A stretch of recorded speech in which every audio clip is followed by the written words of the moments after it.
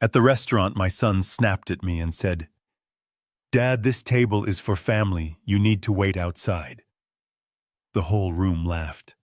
Then the waiter placed a $5,000 bill in front of me. I looked at it in silence. I looked at my son, and I pushed it back. What happened next didn't just ruin his birthday party. It destroyed the fake life he had built on my back. If you have ever been underestimated by the very people you sacrificed everything for, then hit that like button and subscribe to the channel. Let me know in the comments which city you are watching from. It comforts me to know that I am not alone in this world. My name is Paul Harrison. I am 70 years old. I was once a chief engineer responsible for building bridges that thousands of people cross every day. But tonight, inside the glowing dining room of Oriole in Chicago, I was just an obstacle. The restaurant hummed with the sound of crystal glasses clinking and expensive laughter.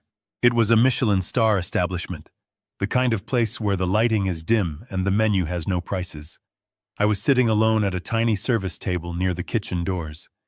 Every time a waiter rushed past, the breeze would flap the lapel of my suit.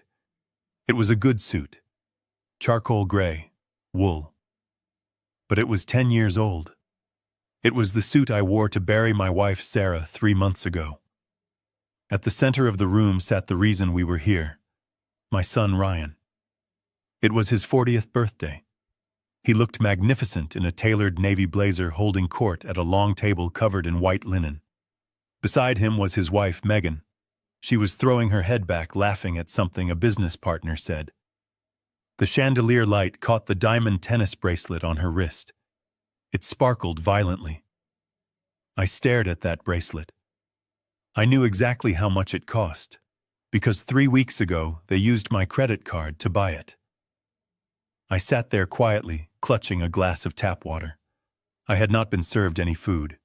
Ryan had told me earlier that the tasting menu was too complex for my stomach.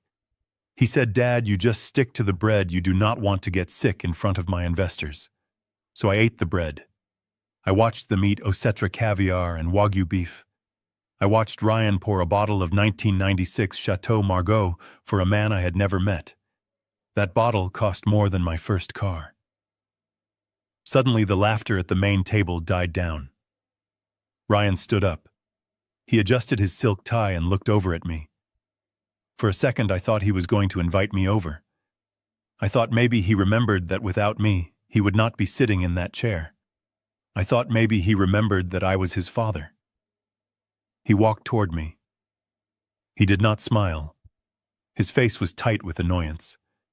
When he reached my tiny table, he did not lower his voice. "Dad, look at you," he said. "You are slouching. You are making the guests uncomfortable." I straightened my back.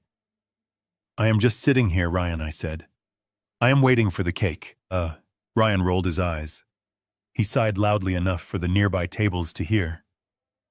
"This is a business dinner, Dad. This table is for family and important partners. You sitting here in that old suit looking like a lost puppy is killing the vibe. We are trying to close a deal here." I felt the heat rise in my cheeks. I looked past him at Megan. She was busy checking her reflection in a spoon, ignoring me completely. "So what do you want me to do, Ryan?" I asked, my voice steady. "I want you to go wait in the bar area," he said, pointing toward the entrance. "Just go sit on one of those stools and wait until we are done. I will have the waiter bring you a soda. Please just do not embarrass me anymore tonight." The conversation at the table nearest to us had stopped. A young couple was watching. The woman covered her mouth to hide a giggle. They thought I was just a senile old man being managed by his successful son. They saw a burden. They did not see the man who paid for Ryan's college. They did not see the man who sold his home to fund Ryan's startup. I looked into my son's eyes. They were cold. There was no love there. Only calculation. "Very well, Ryan," I said. I stood up slowly. My knees popped. I brushed the breadcrumbs off my trousers. "I hope you have a wonderful evening." Good, Ryan said, turning his back on me before I had even finished the sentence. Just stay out of sight.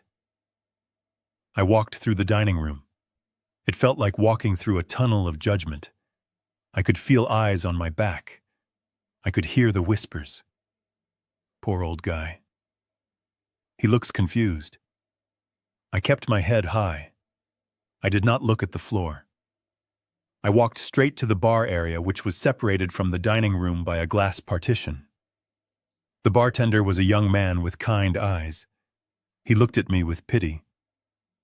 "Can I get you anything, sir?" he asked. "Maybe a menu." "No, thank you, son," I said. "Just a water. Ice. No lemon." I sat on the high leather stool. From this vantage point, I had a perfect view of the entire restaurant. I was no longer a guest. I was a spectator. I was a sniper in the bell tower. I watched Ryan return to his seat. He made a joke and the table erupted in laughter again. He clapped the business partner on the shoulder. He looked relieved that I was gone. He thought he had solved the problem. He thought he had put the old man in the corner where he belonged. He had no idea. I took a sip of the ice water. It was cold and sharp. It helped clarify my mind. For the last 3 months, I had been living in a fog of grief since Sarah died. I had let them move me to Chicago. I had let them take control of my finances. I had let them treat me like a child because I was too heartbroken to fight. I had trusted them because they were my blood. But blood is not enough. I watched Megan hold up her wineglass for a toast. I saw the way she looked at Ryan with greedy adoration. Not love for him, but love for the lifestyle he provided. A lifestyle funded by the $18 million I had foolishly entrusted to them. They thought I was senile. They thought I was helpless. They thought I was just sitting at the bar staring at nothing. But I was counting. I counted the bottles of wine. 4. I counted the appetizers. 6. I counted the main courses. I did the math in my head. I was an engineer after all. Numbers were my language. I calculated the tax and the tip. I knew exactly what was coming. Ryan waved at the waiter. He made a grand gesture, signing the air for the check. He was drunk on power, drunk on expensive wine, drunk on the illusion that he was the king of the world. I reached into the inner pocket of my old gray suit. My fingers brushed against the cold metal of my Mont Blanc fountain pen. It was a gift from Sarah for my retirement. She had engraved my initials on it. It was the only thing of value I had left that they had not taken. I watched the waiter walk toward the main table with the black leather folder. The bill. Ryan laughed at something the investor said. He did not even look up. He just waved his hand dismissively and pointed a finger. He pointed directly at me. I saw his lips move. I could not hear the words through the glass, but I knew exactly what he said. "Give it to my dad. He handles the bills." The waiter looked confused. He looked at Ryan, then he looked at me, sitting alone in the shadows of the bar. He hesitated. Ryan shooed him away aggressively. "Go on," Ryan mouthed. "Take it to him." I sat up straighter on the stool. I uncapped my pen. The gold nib caught the dim light. "Bring it here," I whispered to myself. I was not angry anymore. The anger had burned out hours ago, leaving something much harder and much colder in its place. I was ready. The waiter walked toward me. He looked apologetic. He looked like he expected me to crumble. He expected the old man to panic over the price. He expected me to be the victim. But tonight was not about being a victim. Tonight was about a lesson. Ryan wanted me to pay. He wanted me to be the silent bank account that fueled his ego. He wanted me to be invisible until it was time to sign the check. Well, I was going to sign something, all right. But it was not going to be a check. As the waiter placed the leather folder on the bar counter in front of me, I took a slow, deep breath. I looked at the reflection of my son in the mirror behind the bar. He was toasting again, oblivious to the cliff he was about to drive off. "Happy birthday, Ryan," I thought. "I hope you enjoyed the meal, because it is the last one you will ever eat at my expense." I opened the folder. The number at the bottom was $5,118.74. I picked up my pen. I looked down at the paper in front of me. The total amount was staring back at me in bold black ink. $5,118. It was an obscene amount of money for a single meal. It was more than my father made in a year when I was growing up. It was enough to feed a family for months. But to my son Ryan and his wife Megan, it was just another Friday night. It was just another expense that they expected me to absorb without question. I felt the weight of the Mont Blanc pen chained in my hand. The gold nib hovered over the signature line. For a moment I remembered the day Sarah gave me this pen. It was the day I retired. She told me to use it to write the next chapter of our lives together. She never imagined that I would be using it in a dimly lit bar to cut off our only son. I did not sign my name. Instead, I moved the pen to the blank space above the total. I wrote slowly and clearly. My handwriting was steady. I wanted him to be able to read every single letter. "Happy birthday, Ryan. From today, you pay." I capped the pen. The click sounded loud in the quiet bar. I closed the leather folder and pushed it across the polished wood toward the waiter. He was watching me with a mix of confusion and fear. He knew something was wrong, but he was too polite to ask. "Please take this back to the gentleman at the main table," I said softly. "Tell him the matter has been settled." The waiter nodded and walked away. I watched him navigate through the tables. My heart was beating a little faster now, but not from nervousness. It was the adrenaline of finally taking a stand. I took a sip of water and waited. At the main table, the mood was still celebratory.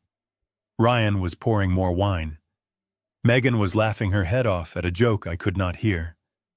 They looked like royalty. They looked untouchable. When the waiter arrived, Ryan did not even look at him. He just held out his hand expecting the receipt. He expected to see my signature. He expected to see that everything had been taken care of as usual.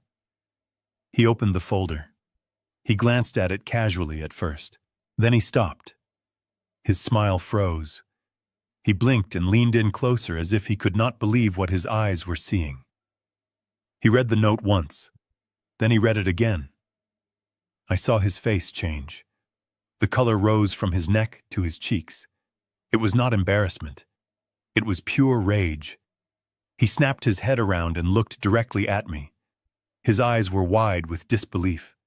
He stood up abruptly, knocking his napkin onto the floor. "What is this?" he shouted. The entire restaurant went quiet. The music seemed to stop. The diners at the nearby tables put down their forks. Ryan did not care. He was too arrogant to care about public scenes. He waved the bill in the air. "My father is confused," he announced to his table. His voice was loud and condescending. "He is having one of his episodes. I apologize, everyone. He forgot how to sign a check." He laughed, but it was a nervous, hollow sound. He reached into his jacket pocket and pulled out his wallet. He extracted a card. It was black, heavy, metal. The American Express Centurion card. It was the ultimate status symbol. It was the card that opened every door. And it was a supplementary card linked directly to my primary investment account. He handed it to the waiter with a sneer. "Just run this," he said, "and bring me a receipt. We are done here." The waiter took the card and hurried away toward the payment terminal near the bar. I sat perfectly still. I watched the waiter swipe the card. I watched him wait. I counted the seconds in my head. 1, 2, 3. The machine beeped. A red light flashed. The waiter frowned. He took the card out and wiped the chip on his apron. He tried again. He inserted the card and waited. Beep. I took another sip of water. The water tasted sweet. The waiter looked panic-stricken. He walked back to the main table. He leaned down and whispered something to Ryan. Ryan looked as if he had been slapped. Declined, he said loudly. That is impossible. Do you know who I am? Do you know how much money is on that card? Run it again. I already did, sir, the waiter said, his voice trembling. It says refer to issuer. The account has been frozen. Ryan laughed again, but this time there was sweat on his forehead. This is ridiculous. The bank probably flagged it because of the large amount. Stupid security algorithms. Here. He pulled out another card. A Visa Infinite, also linked to my account. Try this one, he said, and be quick about it. The waiter took the card. He walked back to the machine. The room was so quiet that I could hear the hum of the refrigerator. Everyone was watching now. The investors at Ryan's table were exchanging uncomfortable glances. They were starting to realize that the successful businessman they were dining with might not be who he claimed to be. The waiter returned. He did not have to speak. His face said it all. Declined. Ryan stood up. He was shaking. He looked at Megan. Give me your card, he snapped. Megan looked terrified.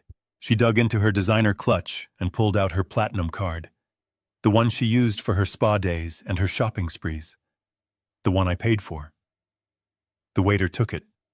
He did not even walk away this time. He used the handheld terminal at the table. He inserted the card. We all waited. The silence stretched out. It was heavy and suffocating. Beep. Transaction declined. Megan gasped. She looked at her phone. She opened her banking app. I saw her tapping furiously. Then she looked up at Ryan, her face pale. Ryan, she whispered. The accounts. They are gone. It says 0. It says access denied. The business partners began to stand up. One of them cleared his throat. Ryan, looks like you have some family matters to sort out, the man said. We are going to head out. We can discuss the partnership another time. No, wait, please, Ryan stammered. It is just a technical glitch. My father, he messed something up. But they were already leaving. They were walking away from the table, leaving the half-eaten food and the open bottles of wine. They were walking away from the deal Ryan had spent months cultivating. Ryan stood alone in the wreckage of his party. The waiter was still standing there holding the bill. Sir, how would you like to settle this? The waiter asked. Ryan did not answer. He turned slowly toward the bar. He turned toward me. The look on his face was no longer just angry. It was dangerous. He looked like a cornered animal. He realized that I had done this. He realized that the old man in the corner had just pulled the rug out from under his entire life. He started walking toward me. He was moving fast. His hands were clenched into fists. His face was twisted into a mask of hatred. Dad. He screamed. What did you do? He was coming for me. He was going to yell. He might even try to hit me. But as he rushed across the room, I did not feel fear. I felt a strange sense of detachment. I watched him come closer, and suddenly the restaurant faded away. The angry man in the navy suit faded away. In my mind, I traveled back to before the anger, back to before the betrayal, back to the moment when I made the mistake of trusting him with everything I had. I closed my eyes and let the memory take me. It started 3 months ago in a hospital room that smelled of antiseptic and dying flowers. It started with the worst day of my life. 3 months ago, the world stopped turning. It did not end with an explosion or a grand catastrophe. It ended with the quiet, steady beep of a heart monitor flatlining in a private room at Massachusetts General Hospital. Sarah was gone. My wife of 45 years. My anchor. My best friend. The silence that followed that machine was the loudest sound I had ever heard. I held her hand for a long time, waiting for it to squeeze back, but it just grew colder. In that moment, I felt something inside me break. It was not a bone or a muscle. It was my will to fight. I was 70 years old, and for the first time in my life, I was completely and utterly alone. I was sitting in the hallway staring at the linoleum floor when I heard the click of expensive dress shoes. It was Ryan. He and Megan had flown in from Chicago. They rushed toward me with open arms. Ryan hugged me tight. He smelled of sandalwood cologne and airport coffee. Megan was dabbing her eyes with a tissue. "Oh, Dad," she sobbed. "We are so sorry. We got here as fast as we could." I let them hold me. I was a drowning man, and they felt like a life raft. I did not notice that Ryan checked his watch over my shoulder. I did not notice that Megan's tears stopped the moment a nurse walked by. I only saw my son and his wife offering me the comfort I was desperate for. I thought they were there to grieve with me. I did not know they were vultures circling a fresh carcass, waiting for the right moment to pick the bones clean. The days after the funeral were a blur of gray skies and black suits. We went back to the house in Boston. The house Sarah and I had bought 30 years ago. It was a beautiful colonial place with a wraparound porch and a garden where Sarah used to grow hydrangeas. But without her, it did not feel like a home anymore. It felt like a museum of memories. Every corner held a ghost. The kitchen where she made Sunday pancakes. The living room where we watched movies on rainy nights. The silence in the house was suffocating. I would sit in my armchair in the dark, just listening to the grandfather clock tick. This was when the campaign began. It was subtle at first. Ryan would sit across from me at the dinner table, pushing food around his plate. "Dad," he would say softly, "you cannot stay here alone. Look at this place. It is too big for one person. It is full of stairs. What if you fall? What if something happens and no one is here to help you?" Megan would chime in, pouring me another cup of tea. She was always pouring tea, always smiling, that sad, sympathetic smile. "We worry about you so much, Paul," she would say. "We cannot sleep at night thinking of you all alone in this big, empty house. It is not healthy. You need family. You need to be taken care of." They chipped away at my resistance day by day. They used my grief as a weapon. They told me that Sarah would want me to be happy. They told me that moving on was what she would have wanted. They planted the seed that I was frail, that I was old, that I was incapable of managing my own life. Then came the solution. The beautiful, perfect solution. "Come to Chicago," Ryan said one evening. "We have the penthouse in Lincoln Park. It is huge. There is plenty of space. You can have your own wing. We will cook for you. We will take you to your appointments. You can watch your grandchildren grow up if we have them. You will never be lonely again." It sounded like paradise. It sounded like salvation. I was so tired of the silence. I was so tired of missing Sarah. I wanted to believe them. I wanted to be a father again. I wanted to be needed. So I agreed. The next day, the paperwork appeared. It was like magic. Ryan had everything ready. He had a real estate agent lined up to sell the Boston house. He had movers on speed dial. And then he brought out the thick leather binder. "This is for your protection, Dad," he said, sliding the documents across the mahogany table. "It is called the Harrison Family Trust." He opened the binder and started explaining. He used big words: asset protection, tax efficiency, estate planning. He sounded so smart, so professional. He told me that by pooling our resources, we could build a dynasty. He told me that if I put the proceeds from the house sale and my retirement savings into this trust, he could manage it for me. "You have worked hard your whole life, Dad," he said, looking me in the eye. "You built bridges. You saved money. Now it is time for you to rest. Let me carry the load. Let me handle the bills and the taxes and the investments. You just enjoy your life. You trust me, do you not? That was the question that sealed my fate. Do you trust me? I looked at my son. I saw the little boy I used to teach how to ride a bike. I saw the young man I sent off to college. I did not see the predator. I did not see the greed. Of course I trust you, Ryan, I said. I picked up the pen. I signed the deed to the house. I sold the home where I raised my children for $3 million.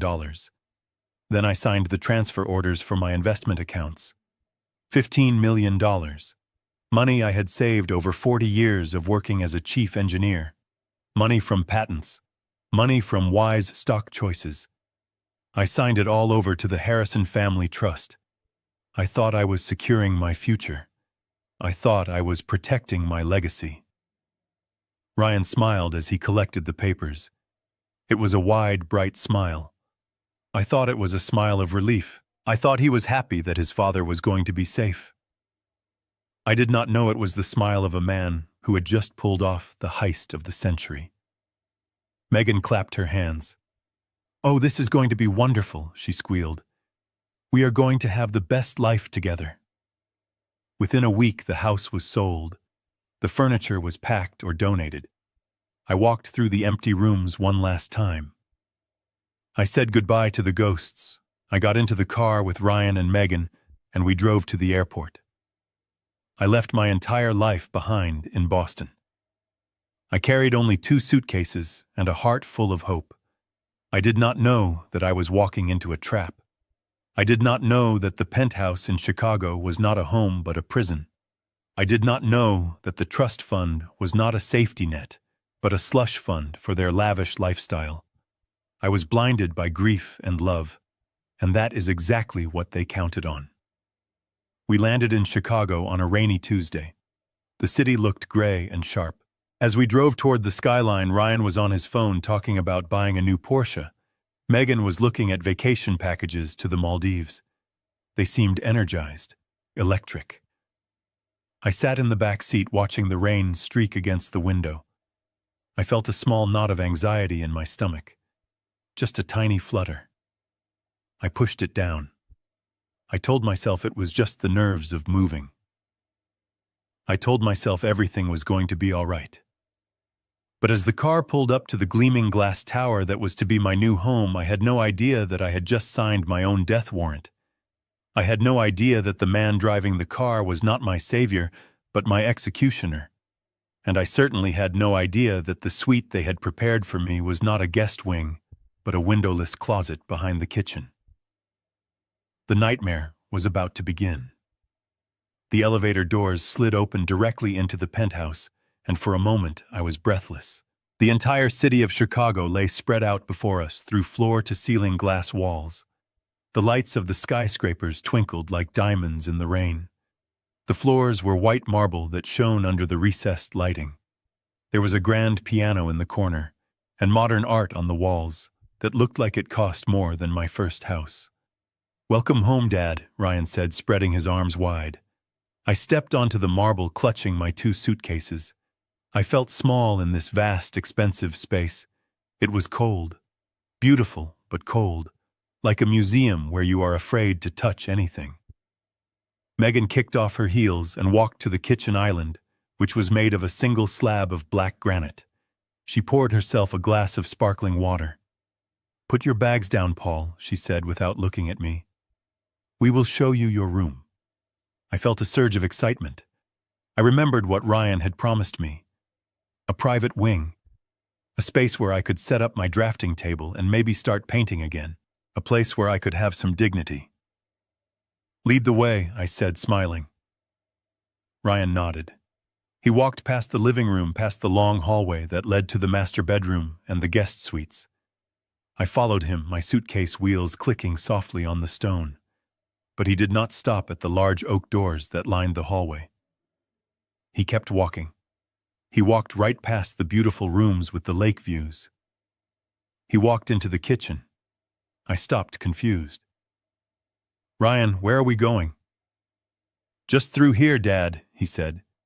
He walked to the far end of the kitchen near the pantry. There was a narrow, plain white door that looked like a utility closet.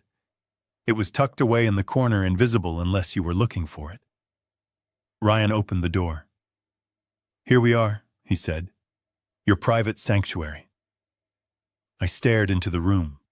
My heart hammered against my ribs. It was tiny, barely wide enough for a single bed and a small dresser. There were no windows, no view of the city, no natural light, just 4 white walls and a harsh fluorescent strip light on the ceiling. The air smelled stale like old cleaning products. It was not a guest suite. It was the maid's quarters. A room designed for service staff to sleep in between shifts, not for a father to live out his final years. I looked at Ryan. I thought it was a joke. I waited for him to laugh and say he was kidding and lead me to the real room. But he was not laughing. He was watching me with a blank expression. It is cozy, isn't it? Megan said, coming up behind me. And it is right next to the kitchen, so you can grab a snack whenever you want without waking us up. I tried to speak, but my throat was dry. Ryan, you said there would be space. There are no windows in here. Ryan sighed the same impatient sigh I would hear 1,000 times over the next 3 months. Dad, look at real estate prices in Chicago. Space is a premium. This is a multi-million-dollar apartment. You have a roof over your head. You have a comfortable bed. Do not be ungrateful. Ungrateful. The word stung like a slap. I had just given him $18 million. I had just given him my entire life savings, and he was calling me ungrateful for questioning a windowless box. I walked into the room. I sat on the narrow bed. The mattress was thin and hard. I put my suitcase on the floor because there was nowhere else to put it. The door clicked shut, leaving me in the silence of my new reality. That first night, I did not sleep. I lay in the dark, listening to the hum of the refrigerator through the wall, wondering how I had let this happen. The next morning, the true nature of my new life began to reveal itself. I walked out into the kitchen, hoping to make some coffee. Megan was already there, eating an avocado toast. She looked at me up and down. I was wearing my bathrobe. Paul, we have a rule, she said. No sleepwear in the common areas.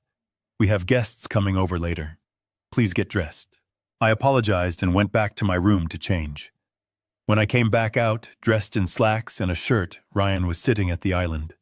He had his hand out.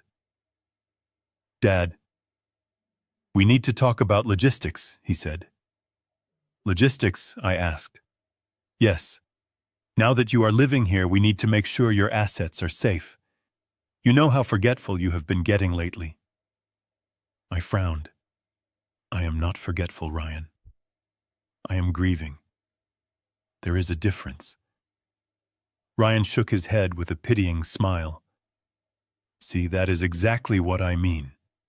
You are confused. You left your reading glasses at the restaurant last week. You forgot to cancel the newspaper subscription in Boston. It starts with small things, Dad. We just want to protect you. He kept his hand extended. Give me your wallet and your phone. I stepped back. Why? Because you are going to lose them, Ryan said, his voice hardening. Or worse, someone is going to scam you. There are people out there who prey on the elderly dad. They will call you and trick you into giving them your credit card numbers. As the trustee of the estate, it is my legal duty to secure your finances. I looked at Megan. She was nodding in agreement. It is for your own good, Paul. You do not need money anyway. We pay for everything. Food, rent, utilities. What do you need a wallet for? I felt a cold dread settling in my stomach. It was a trap, I knew it then. But I was trapped in their house in a city where I knew no one. If I refused, what would happen? Would they kick me out? Reluctantly, I reached into my pocket. I pulled out my leather wallet.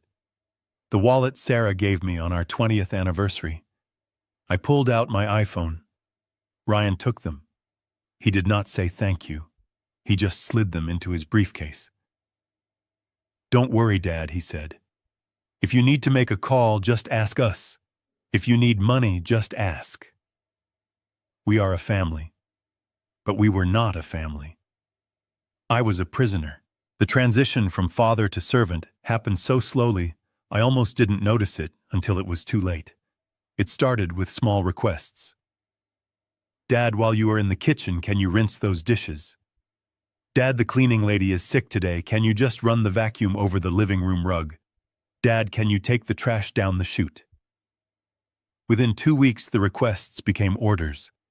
I was on my knees scrubbing a stain out of the white marble floor one Tuesday afternoon when it hit me. Megan was sitting on the sofa watching a reality show on TV.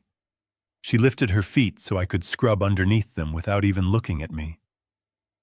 "You missed a spot there, Paul," she said, pointing with her manicured toe. I looked at my hands.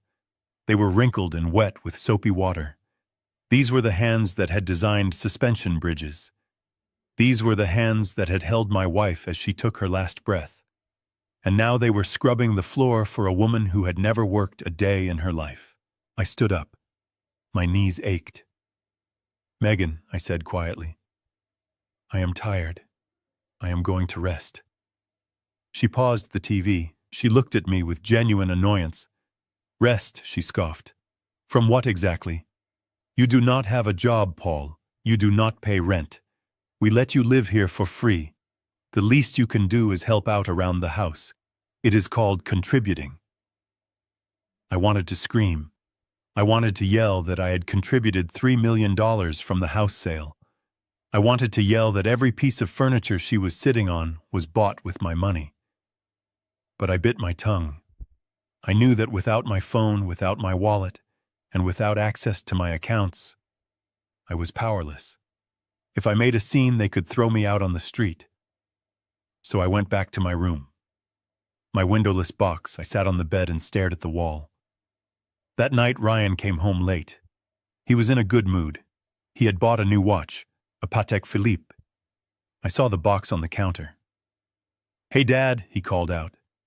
"Make yourself useful and pour me a drink." Well, I walked out and poured him a scotch.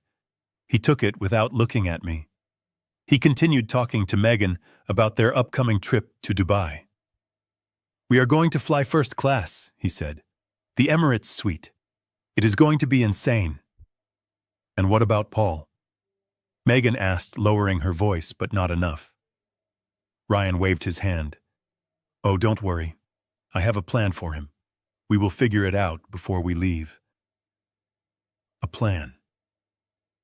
The word sent a shiver down my spine. I went back to my room and lay in the dark. My gut was screaming at me. This was not just about money anymore. This was about survival. They had taken my home. They had taken my dignity. They had taken my freedom. And now they were planning something else. I looked at the closed door. I realized then that the lock was on the outside. They hadn't locked it yet, but the mechanism was there. I was not a guest. I was an inmate. And if I didn't do something soon, I was going to die in this room or somewhere even worse. I closed my eyes, and for the first time since Sarah died, I prayed. Not for peace, not for comfort. I prayed for a way out.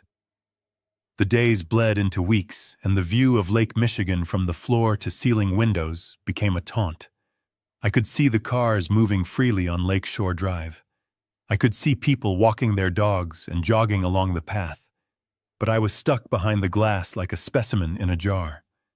My world had shrunk to the size of the penthouse. My daily routine was dictated by the whims of my son and his wife. The isolation was surgical. It was not just that they had taken my phone and wallet. It was that they had severed my connection to the only other person in the world who mattered. My daughter, Jenna. She lived in Seattle, and we used to talk every Sunday. It was our tradition. But Sunday came and went, and Ryan told me she was busy. "She is working on a big project, Dad," he said, not looking up from his tablet. "She said she will call when she has time." But I knew Jenna. She would never be too busy for her father. especially after her mother died. I tried to use the landline in the kitchen one afternoon when Megan was out getting her nails done. I picked up the receiver and dialed Jenna's number. My fingers knew it by heart. It rang once, then twice. Then I heard a click, but it was not Jenna. It was a recording. This number has been blocked or is no longer in service. My heart sank. I tried again. Same result. Ryan had put parental controls on the house phone. He had blocked outgoing calls to my own daughter. That evening I confronted him. I tried to keep my voice steady, but my hands were shaking. Ryan, I cannot reach your sister. Is she okay? Ryan sighed and put down his fork. He looked at me with that practiced look of pity. Dad, we did not want to upset you. Jenna called me yesterday. She said she needs some space. She said talking to you is too painful right now because you remind her of Mom. She asked us not to let you call her until she is ready. It was a lie. I felt it in my bones. Jenna was strong.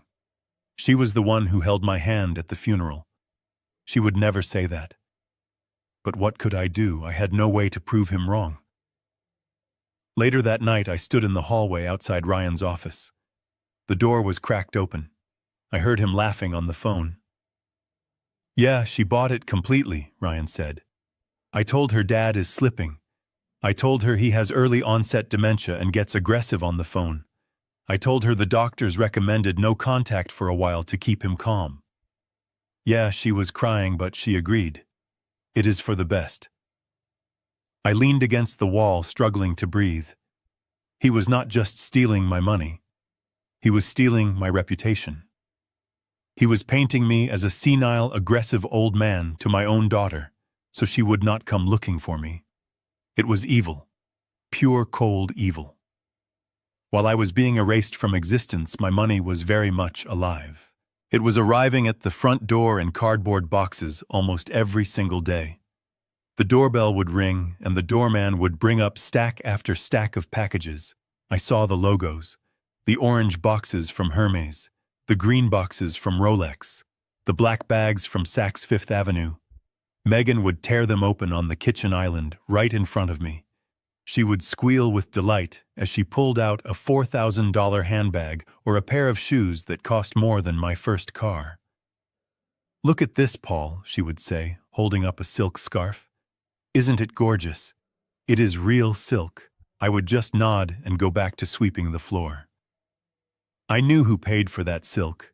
I knew that every time she swiped that card, she was eating away at the legacy I had built for 40 years. The most humiliating moment came on a Tuesday.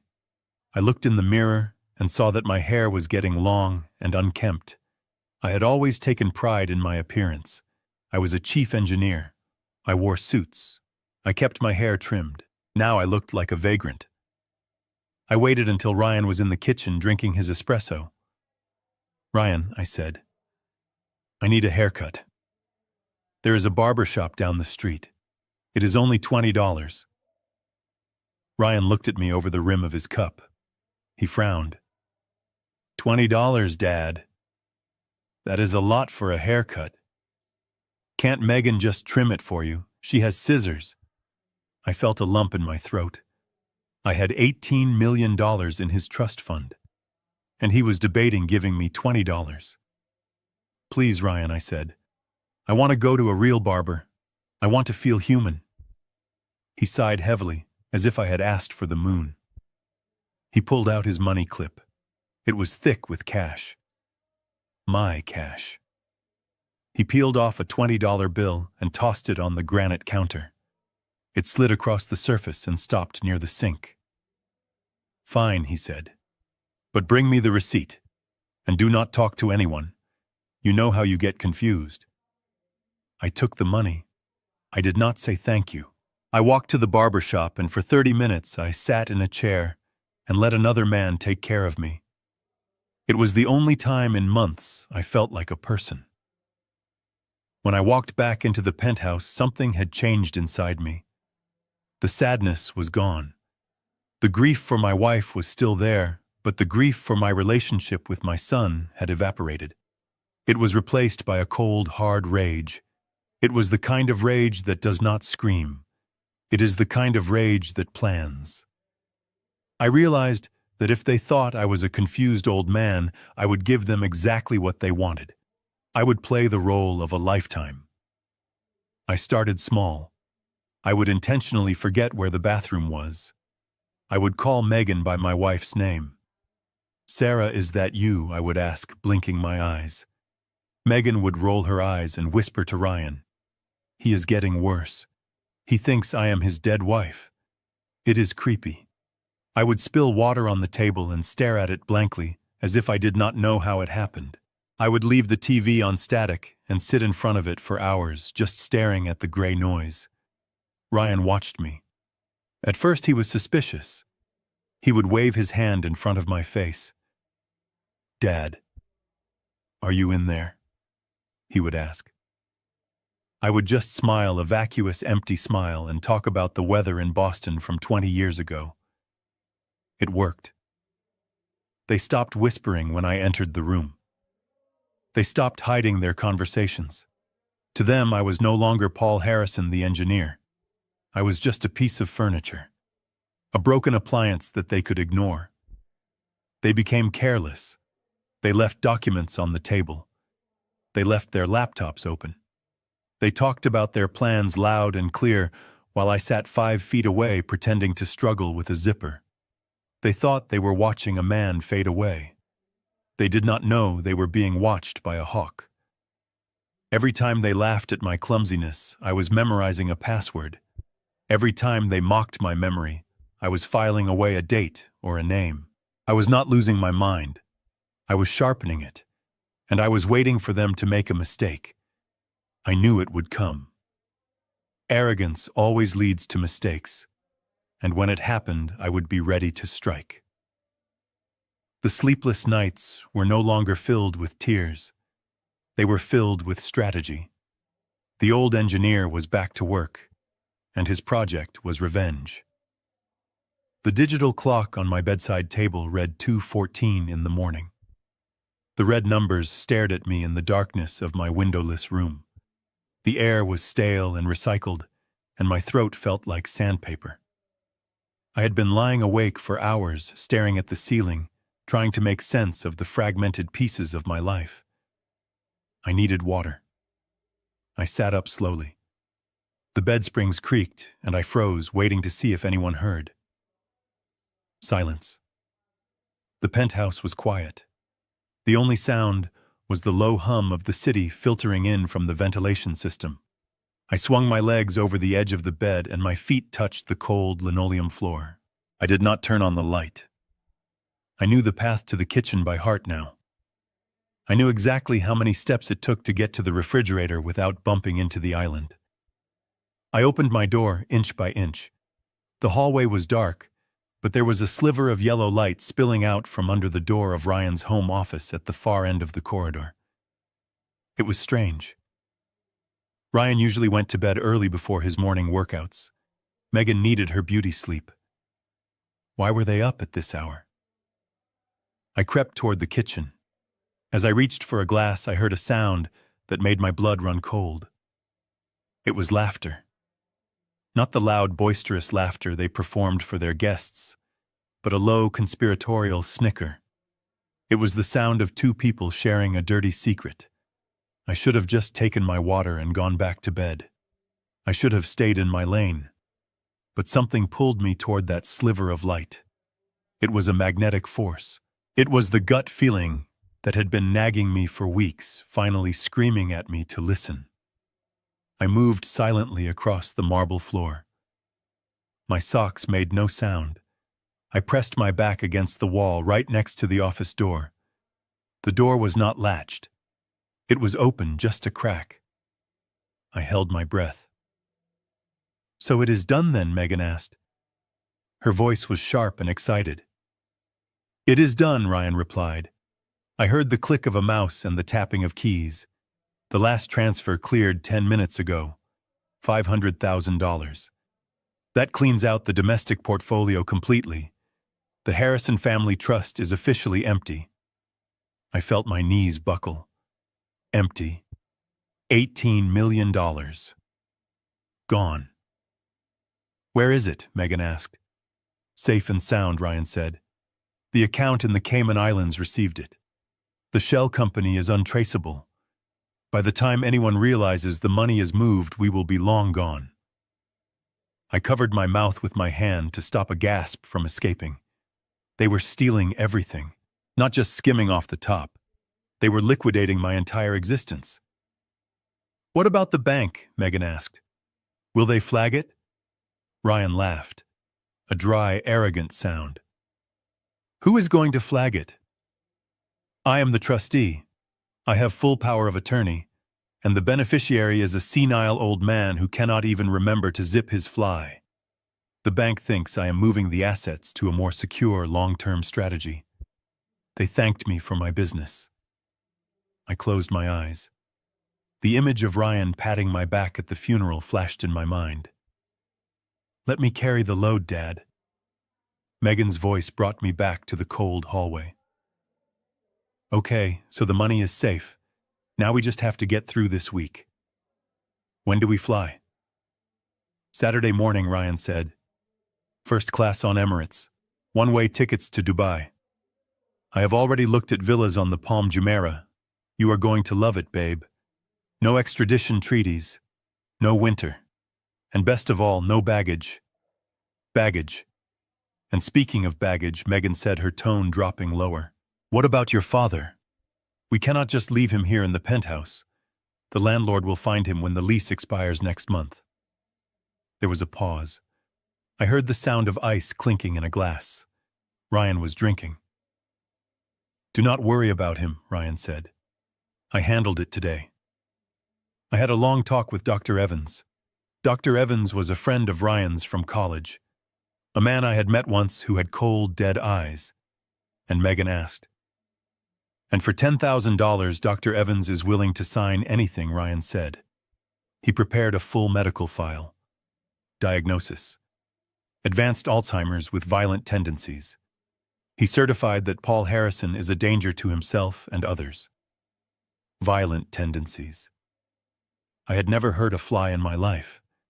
I was the man who carried spiders outside instead of killing them. So what does that mean? Megan asked. It means we bypass the expensive private homes, Ryan explained. With this diagnosis, I have the authority to have him involuntarily committed to a state facility. I found one in the South Side. It is grim, overcrowded, underfunded. They drug the patients to keep them quiet, and they do not ask questions. Megan giggled nervously. Is it safe? Safe enough for him, Ryan said. He won't know the difference. His brain is half mush anyway. We will drop him off Friday night after the party. We tell him we are taking him for a checkup. We sign the papers, hand him over to the orderlies, and by the time he realizes what is happening, we will be halfway over the Atlantic. My heart stopped beating. I am sure of it. For a full 10 seconds, I was dead. They were not just leaving me. They were discarding me. They were going to throw me into a hellhole where I would be drugged and forgotten until I died alone in a urine-soaked bed. This was my son. The boy I taught to play baseball. The boy I sat up with when he had fevers. The boy I sacrificed my own dreams for. He was planning to bury me alive. You are a genius, Ryan, Megan said. I cannot wait to be free of him. The way he shuffles around here. It is depressing. He smells like old people. Ryan chuckled. Just 2 more days, babe. Friday is my birthday. We have the big dinner at Oriole. We have to play the part 1 last time. I invited all the investors. We need to look like the perfect, successful family. We treat the old man to a nice dinner, we let him sit there and drool, and then boom. Curtain closes. I had heard enough. I pushed myself away from the wall. Every cell in my body was vibrating.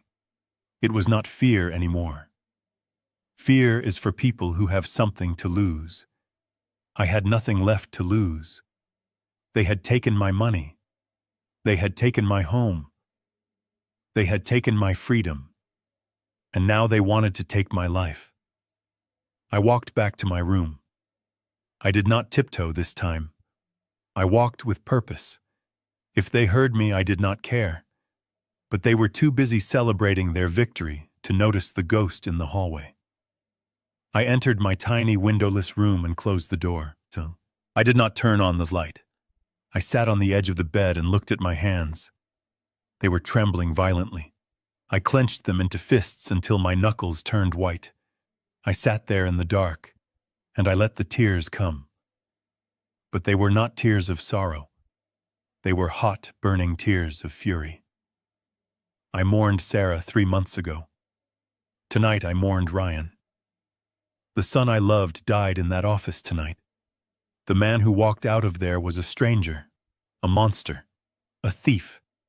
And you do not show mercy to monsters. I looked at the burner phone hidden under my mattress. The phone Jenna had sent me. The lifeline I had been too afraid to use fully. No more fear. Ryan thought I was senile. He thought I was weak. He thought I was a prop in his movie. He was about to find out that the old engineer still knew how to build a trap. He wanted a show for his birthday. He wanted a grand finale. I wiped my eyes. I took a deep breath. The trembling stopped. "Very well, Ryan," I whispered to the darkness. "You will get your show." I lay back down on the pillow, but I did not close my eyes. I stared at the ceiling and began to construct the plan. Every detail, every angle. I would not just stop them. I would destroy them. I would make sure that when they walked out of that restaurant on Friday night, they would not be flying first class to Dubai. They would be riding in the back of a police car. The father in me wanted to scream, but the man in me, the survivor, stayed silent. I waited for the sun to rise. I had work to do. The next morning I woke up with a clarity I had not felt in months. The fog of grief was gone, replaced by the sharp, cold steel of resolve. I had a plan.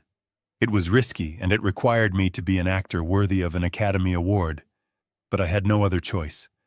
I needed a phone. I needed to reach Jenna, and I needed to do it today. I waited until Ryan left for his morning meeting at the gym. That left me alone with Megan.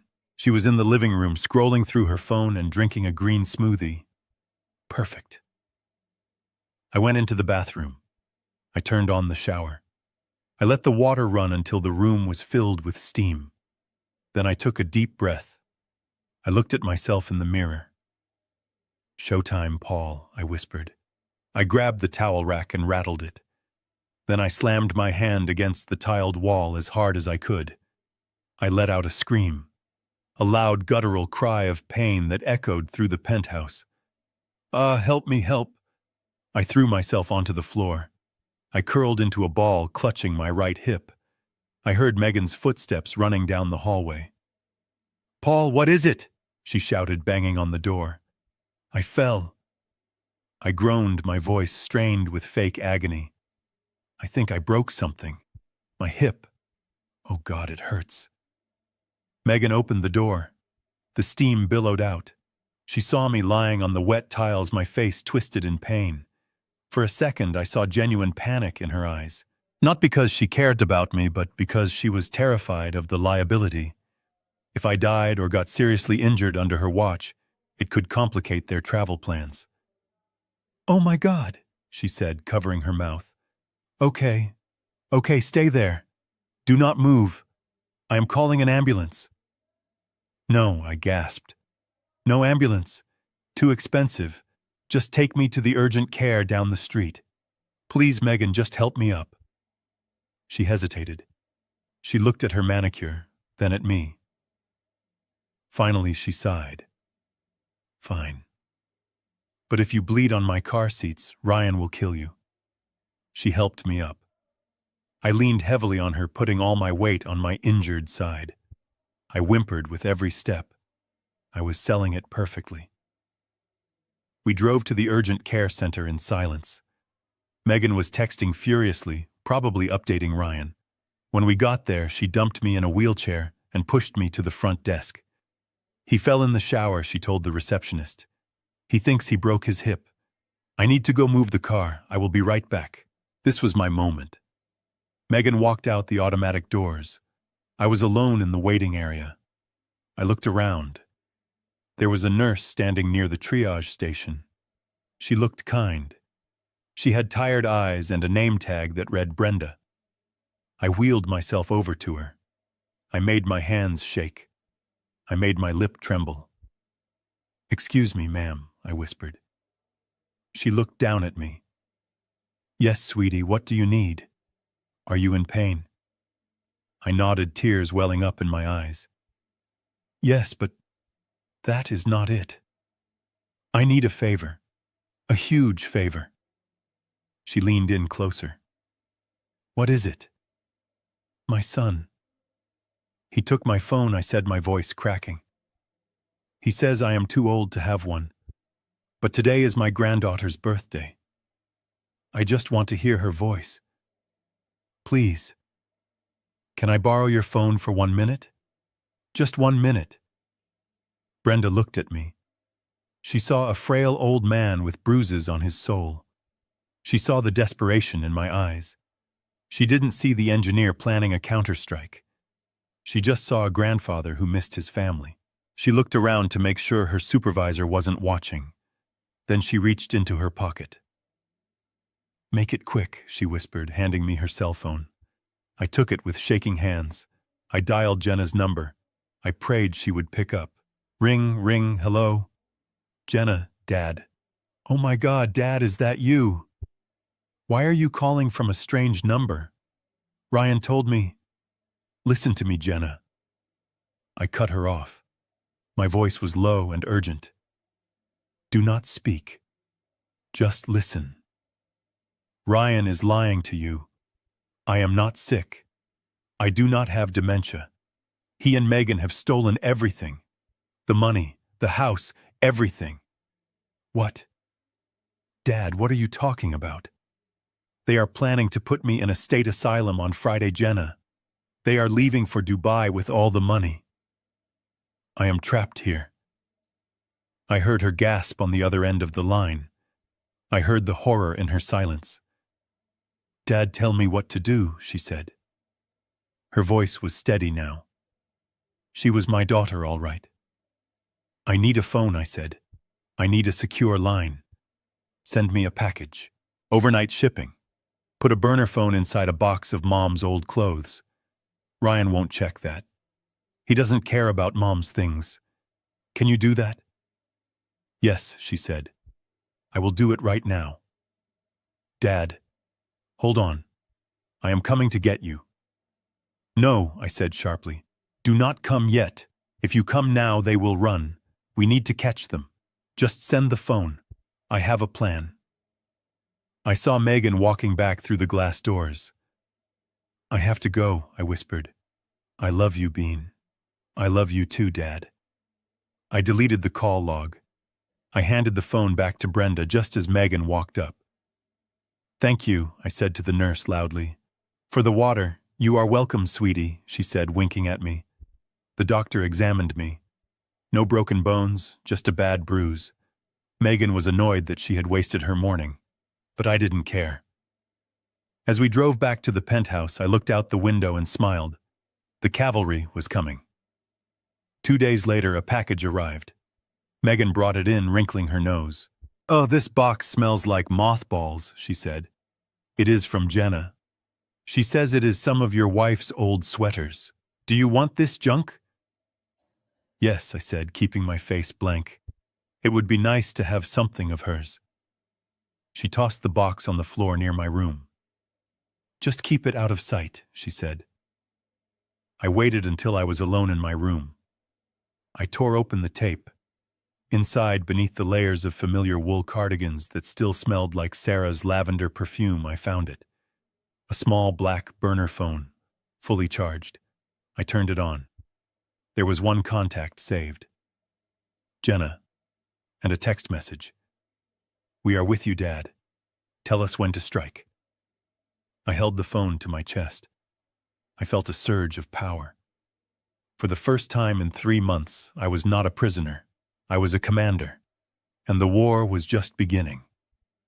I hid under the blanket with the burner phone pressed tight against my ear. It was 2 in the morning, and the only light came from the glow of the tiny screen. I was talking to Mrs. Nolan. She was a lawyer based in Seattle, a woman my daughter trusted with her life. Her voice was raspy and direct, the kind of voice that did not suffer fools. "I believe you, Paul," she said. "Jenna has told me everything. But in the eyes of the law, belief is not enough. We need evidence. Hard physical evidence. If we go to the police now, with just a story, Ryan will claim you are confused. He has the power of attorney. He has the medical records. He controls the narrative." I gripped the phone tighter. "So what do I do? You said there is a safe in his office," she said. "You said he keeps the files there. I need you to get inside. I need pictures of the forged documents. I need proof of the offshore accounts.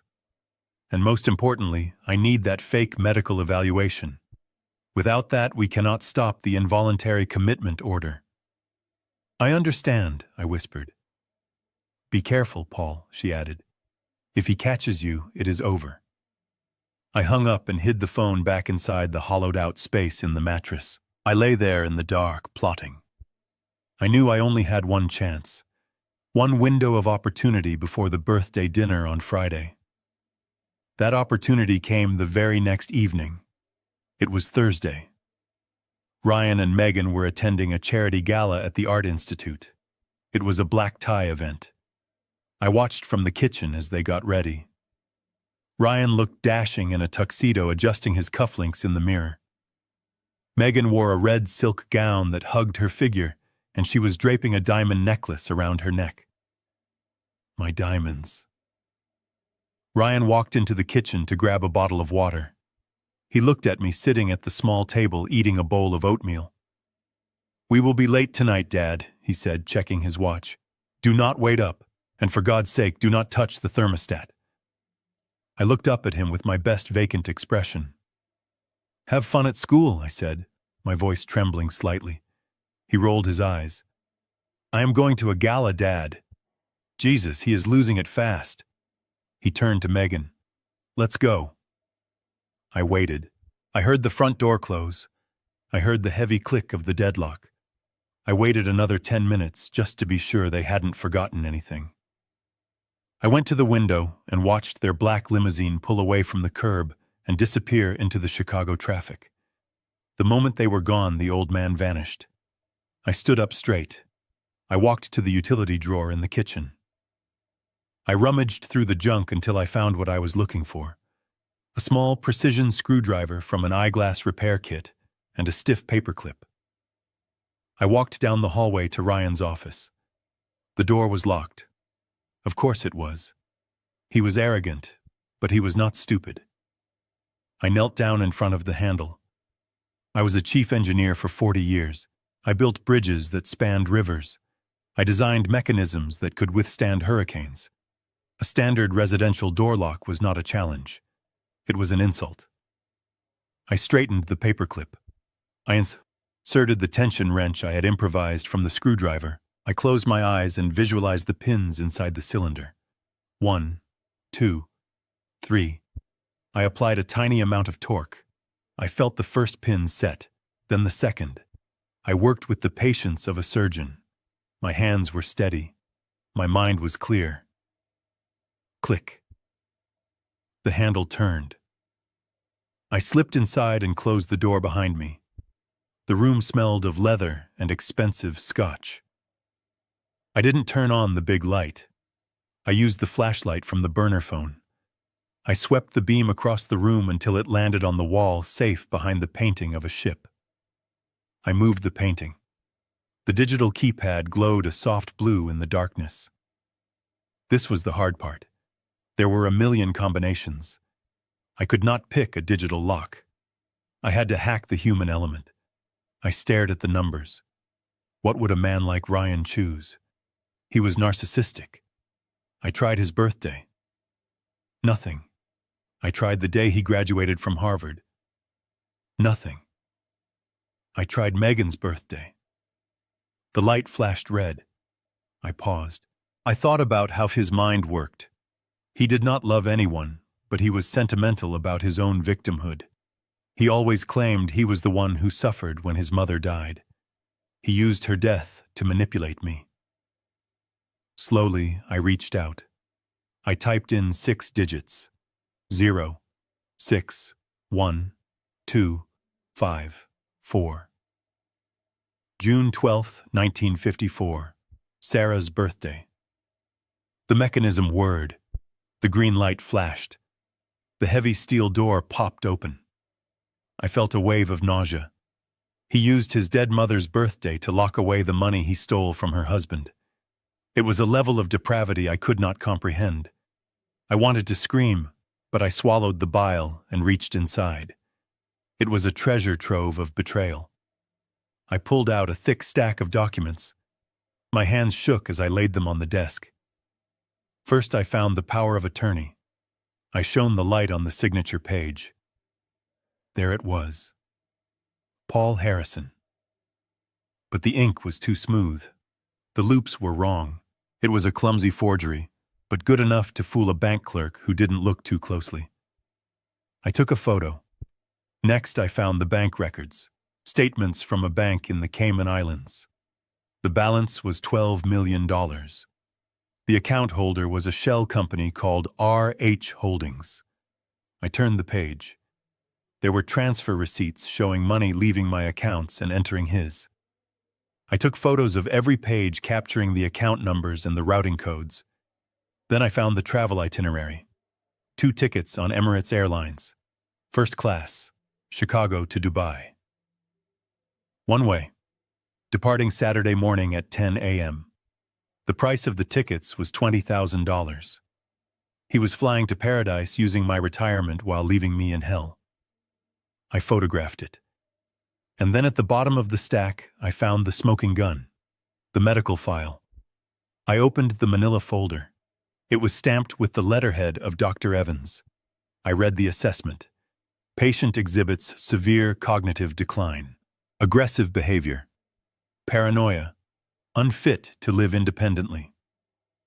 Recommendation: immediate involuntary commitment to State Facility Number 4 for the safety of the public. I read the date. It was dated 3 days from now. He had predated the diagnosis to match his timeline. It was a fabrication, a lie designed to strip me of my human rights. I took a picture of the diagnosis. I took a picture of the doctor's signature. I took a picture of the admission forms that Ryan had already signed on my behalf. I had everything. I quickly sent the photos to Mrs. Nolan, one by one. The progress bar on the screen seemed to take forever. Send, send, send. Finally, my phone buzzed. A text message from Nolan. Received. This is a slam dunk, Paul. We have them. Get out of there. I put the papers back exactly as I found them. I made sure the corners were aligned. I closed the safe. I hung the painting back on the wall. I checked the carpet to make sure I left no footprints. I stepped out of the office and locked the door behind me using the paperclip to re-engage the pins. I put the tools back in the kitchen drawer. I went back to my room and sat on the bed. My heart was pounding against my ribs like a hammer. I had done it. I had the evidence. But as the adrenaline faded, a profound sadness washed over me. I sat there in the dark thinking about the dates on those papers, the planning, the calculation. My son had spent more time planning my destruction than he had ever spent getting to know me. I looked at the burner phone one last time before hiding it. The trap is set, I whispered. Now all I had to do was wait for the party. Ryan wanted a celebration. He wanted to be the center of attention. I lay down and pulled the thin blanket up to my chin. I closed my eyes and visualized the restaurant. I visualized the moment the waiter would bring the check. Sleep well, Ryan, I thought. Enjoy your gala. Enjoy your champagne, because the bill is coming due. And it is going to cost you everything. While Ryan was sleeping peacefully, dreaming of his new life in Dubai, Mrs. Nolan was waging war on my behalf. Friday morning broke gray and rainy in Chicago, but in Seattle the sun was rising on a day of reckoning. Mrs. Nolan walked into the district court as soon as the doors opened. She carried a briefcase filled with the digital evidence I had risked my freedom to obtain. The pictures of the Cayman accounts, the forged power of attorney, and the piece of paper that sealed their fate, the fraudulent medical application to have me committed. She told me later what happened in those closed chambers. She said the judge was a man in his 60s, a grandfather himself. When he looked at the financial theft, he was angry. But when he saw the medical fabrication, when he saw that a son was planning to lock his sane, grieving father into a state asylum just to clear the path for a vacation, he was furious. He did not just sign the order. He slammed his pen down. He granted an emergency ex parte freezing injunction. It was a nuclear option. It meant that every asset, every bank account, and every credit line linked to the Harrison Family Trust or Ryan Harrison personally would be locked down instantly. But Mrs. Nolan was strategic. She knew that if we froze the accounts at 10 in the morning, Ryan might notice it before the party. He might get a notification on his phone while he was getting his birthday massage. He might cancel the dinner. He might run. We needed to catch him in the open. We needed him to be vulnerable. So she asked the judge for a specific execution time. 5 o'clock in the afternoon, Central Standard Time. That was the time the banks would flip the switch. That was exactly 30 minutes before our reservation at Oriole. I spent that Friday in a state of calm detachment. I watched Ryan and Megan get ready. They were manic with excitement. Ryan was singing in the shower. Megan was packing the last of their designer suitcases, which they had hidden in the guest closet. They thought they were hours away from freedom. They treated me with a new kind of cruelty that day. It was the cruelty of indifference. They didn't even bother to yell at me. They just looked through me as if I were already a ghost. "Hurry up, Dad," Ryan said, as he adjusted his tie in the hallway. "Do not make us late. This is a big night." I put on my old charcoal suit. I looked at myself in the mirror. I did not see a victim. I saw a man who was about to teach a very painful lesson. I adjusted my collar. "I am ready, Ryan," I said. We drove to the restaurant. The car ride was filled with their chatter about Dubai. They ignored me completely, sitting in the back seat. At exactly 5 o'clock, I felt a vibration in my pocket. It was the burner phone. I didn't check it. I knew what it meant. The trap had snapped shut. The assets were frozen. The cards were dead. The money they thought was theirs now belonged to the court. And that brings us back to this moment. The memory of the last 3 days faded from my mind, and the sounds of the restaurant rushed back into my ears. The clinking glasses, the low murmur of conversation, and the heavy, suffocating silence at table number 4. I was no longer in the past. I was standing at the bar holding my glass of water, watching the disaster unfold in real time. The waiter was still standing there holding the declined Visa card. He looked uncomfortable, shifting his weight from one foot to the other.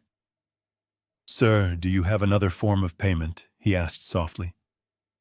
Ryan was staring at the card reader as if it were an alien device. His face was a mask of confusion that was rapidly crumbling into panic. He was sweating now. I could see the beads of perspiration forming on his upper lip.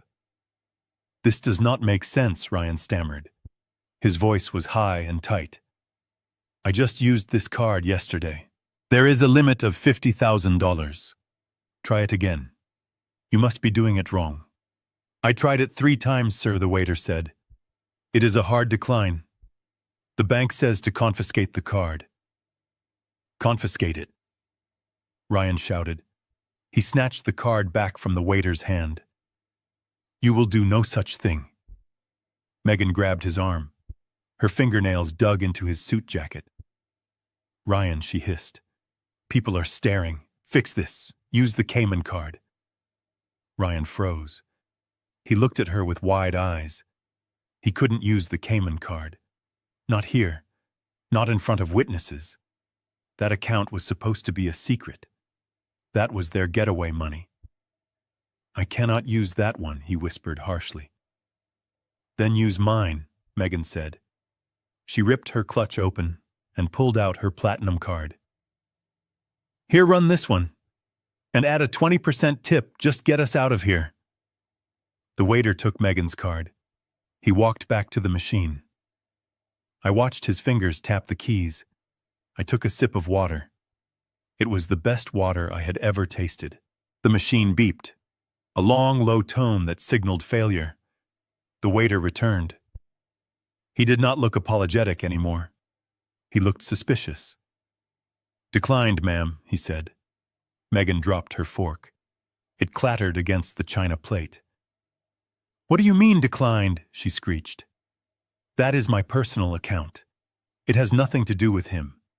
It appears all accounts linked to the Harrison name have been flagged," the waiter said. The business partners at the table were now fully standing. They were buttoning their jackets. They were checking their phones. The spell was broken. They saw Ryan not as the golden boy of finance, but as a fraud who couldn't pay for dinner. "Ryan, we are going to head out," one of the men said. "We can reschedule when things are more stable." "No, wait, sit down," Ryan pleaded. "It is just a bank error. My father messed up the accounts. He has dementia. He must have called the bank and said something crazy. He was still doing it. Even as his world collapsed, he was using me as his shield. He was blaming the man he robbed." He turned toward the bar. He saw me standing there. He saw that I was not looking at the floor. I was looking right at him. And for the first time, he saw the look in my eyes. It was not confusion. It was not fear. It was absolute cold clarity. He charged toward me. He knocked over a chair in his haste. He looked like a madman. "Dad," he yelled, "what did you do? What did you do to the accounts?" The entire restaurant fell silent. Every eye was on us. The successful son in his Italian suit screaming at his elderly father in a worn-out coat. I set my glass down on the bar counter. I did not flinch. I did not step back. I waited until he was right in front of me, until I could smell the fear on him. "I did nothing to your accounts, Ryan," I said calmly. My voice carried through the silent room. "I simply took back control of mine." He stared at me. His mouth opened and closed like a fish out of water. "What are you talking about?" he whispered.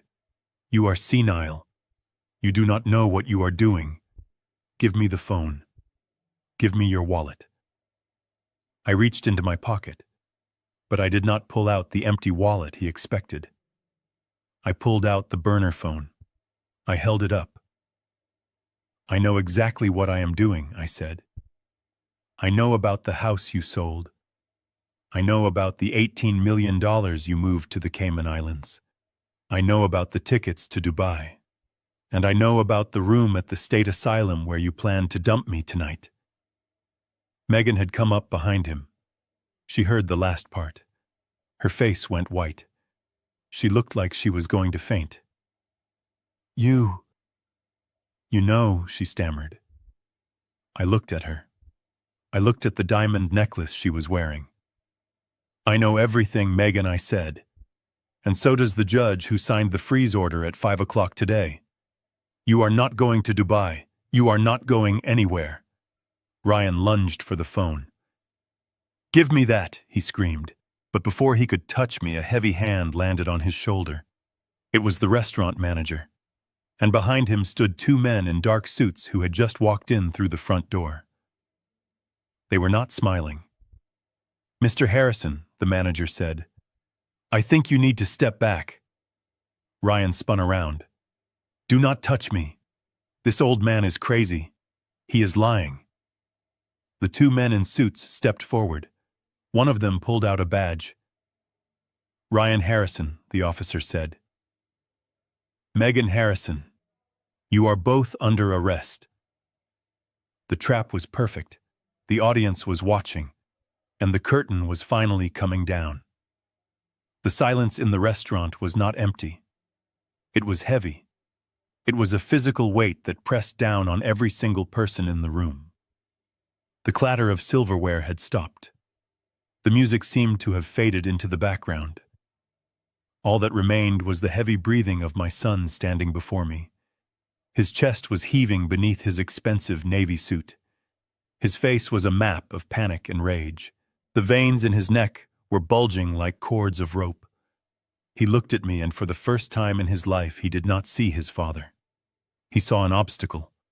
He saw a glitch in his perfect matrix. He screamed at me again. His voice cracked with the strain of it. It was a sound I had never heard from him before. It was the sound of a spoiled child realizing the toy store was closed. What the hell are you doing, Dad? Give me the cards. Give me the wallet. Stop this madness right now before I have you committed tonight.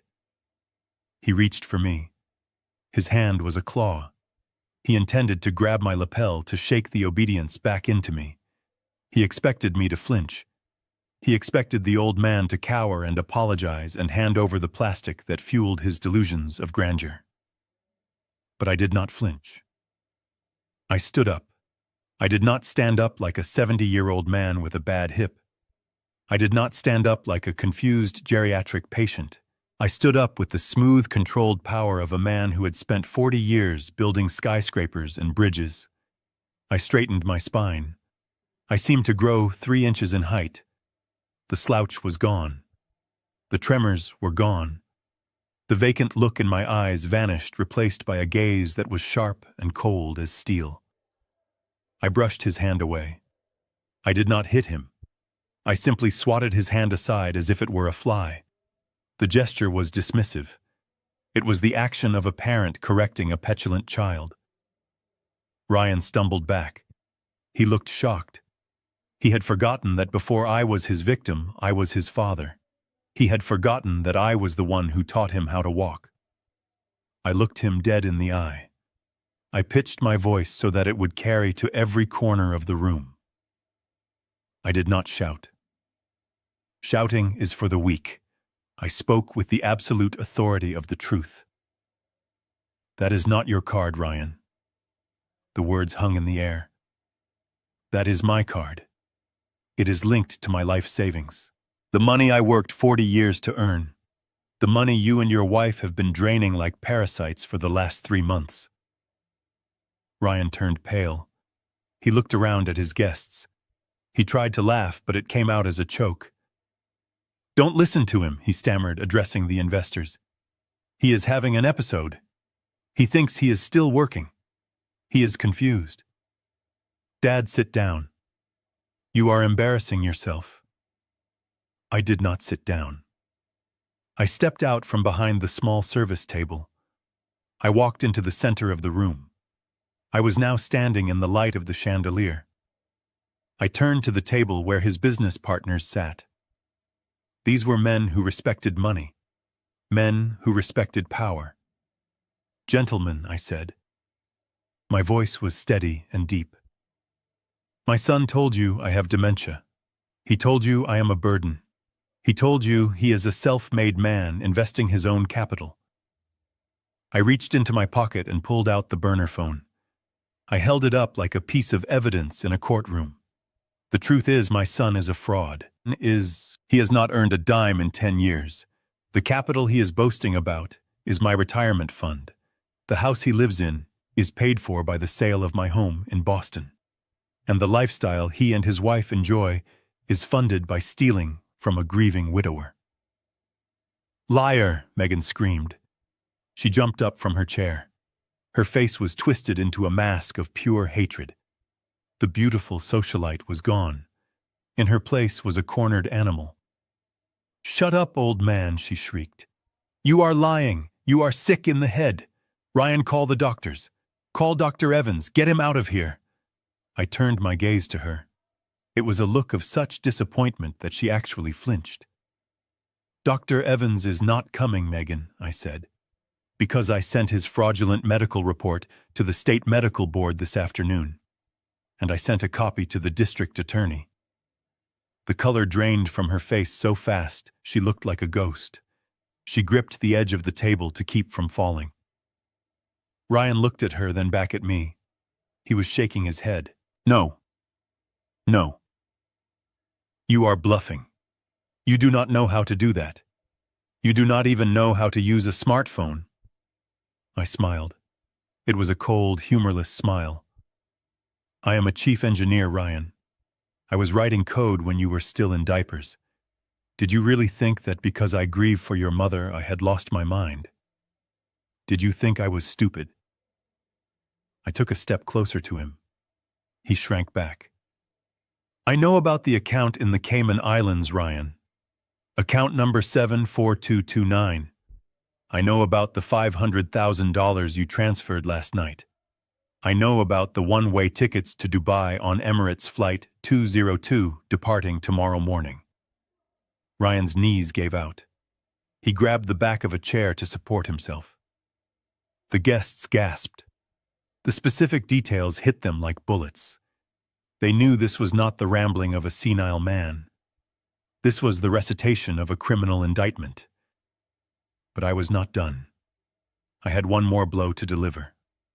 The hardest one. And I know your plan for tonight, Ryan. I let the silence stretch. I wanted him to feel it.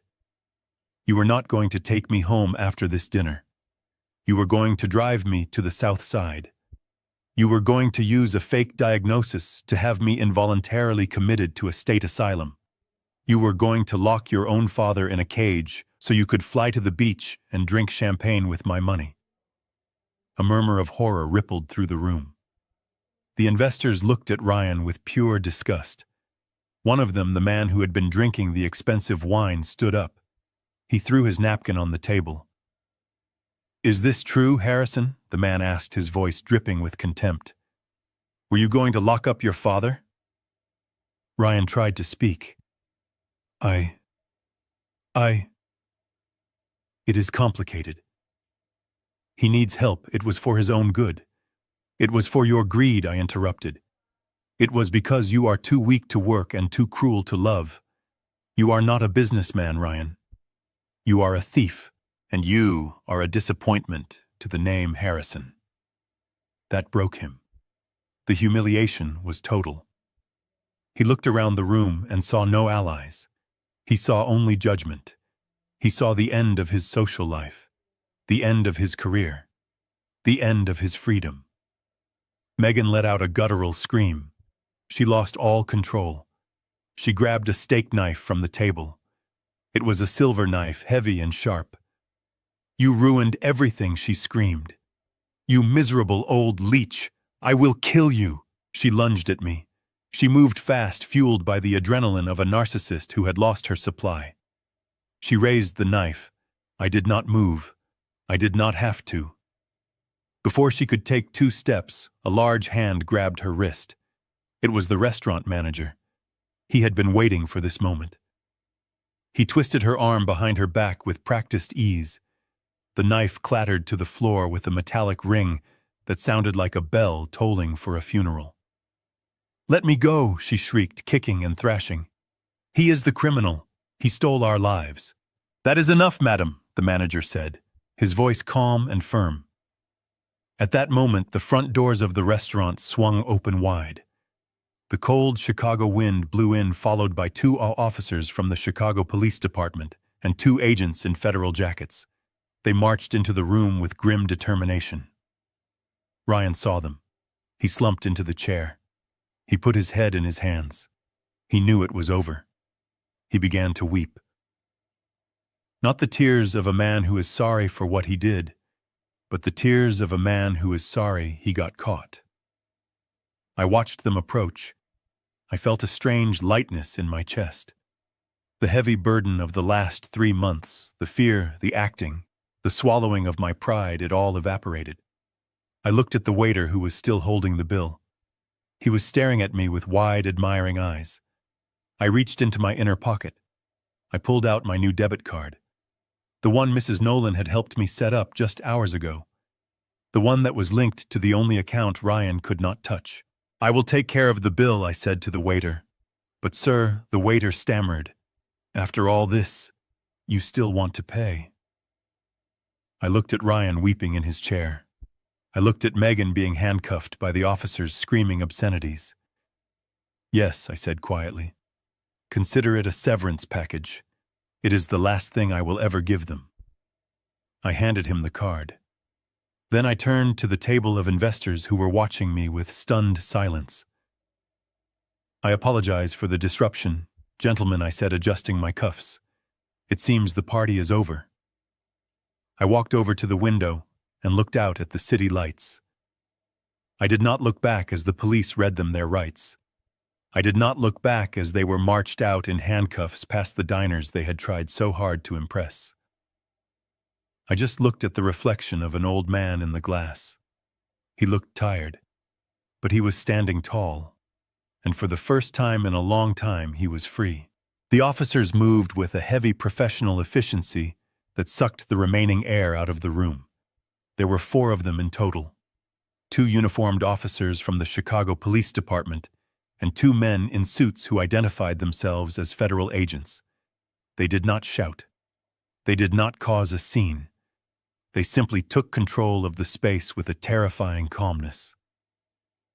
The restaurant manager released Megan's arm and stepped back, wiping his hands on his trousers as if he had touched something unclean. One of the officers immediately took her wrist and pulled it behind her back. I heard the sound of the handcuffs ratcheting shut. Click, click, click. It was a sharp mechanical sound that echoed off the high ceilings. It was the sound of consequences arriving at last. Megan let out a sob. It was a high-pitched sound of pure disbelief. She looked at the officer, and then she looked at her husband. "Ryan, do something," she whimpered.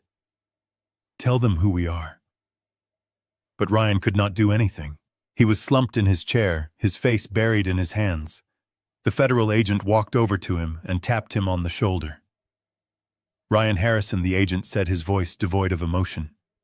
"Please stand up. You are under arrest." Ryan looked up. His eyes were red and swollen. He looked around the room, searching for an exit, searching for a friendly face, searching for a way out of the nightmare he had created. But there was no exit. The business partners he had been trying to impress were now standing against the wall, their arms crossed, their faces hard with judgment. They wanted nothing to do with him. Ryan stood up slowly. His legs were shaking so badly, I thought he might fall. He held out his hands almost instinctively. The agent spun him around and cuffed him.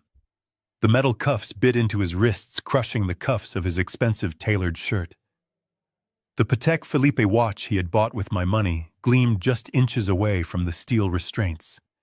It was a poetic image, the symbol of his stolen wealth locked against the symbol of his punishment. "You have the right to remain silent." The agent began reciting the Miranda rights. "Anything you say can and will be used against you in a court of law." Ryan was not listening to his rights. He was staring at me. He was staring at his father. The agent continued listing the charges. They were heavy charges, ugly charges.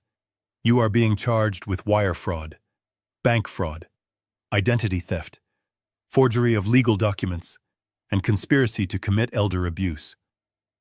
The last charge caused a ripple of murmurs through the restaurant. Elder abuse. It was a dirty crime. It was a coward's crime.